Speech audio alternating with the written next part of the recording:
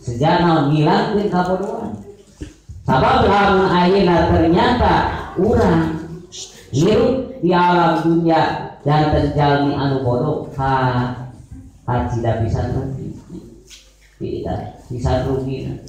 Ku bodoh-bodoh aja lemah, kadang-kadang gitu dibawa bisnis lain anawan, kayak ngasil tapi kalah rugi, jeung rugi deui gitu. Ayeuna karena segala rupa teh gitu, toleh rugi we sabab bodoh. Tapi lah geus aya pengertian gitunya sakedik oke aya pengertian mah insyaallah gitu.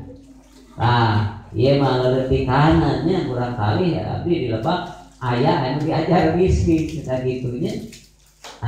Buka kana naon ka jeung rencanganana keur sakola, malum sakola ayeuna kapannya online sifatna daripada nganggur cenah gitunya. Nyaya rencanganana tapi alhamdulillah gitunya eta sami mon oge gitu kadang-kadang sejuta kayak gitunya. Kalau rasana kabumi kurang kali teh gitu. Kalau rasana asna abdi biasa itu ieu pada tapi nu ngabangun di Lebak masjidna ieu kanggo namihan we gitu.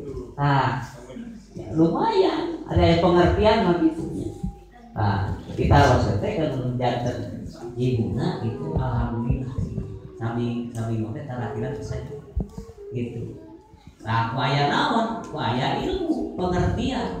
Tapi lamun ayeuna teu gaduh ilmu, kadang-kadang aja bisa bisnis tapi kalau kadang-kadang modal gitu.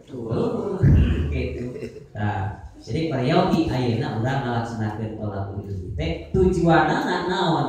Li ijalatil jahil supaya hilang bodoh. Sabab lamun ternyata ayeuna urang naon resep dikekepan ku bodoh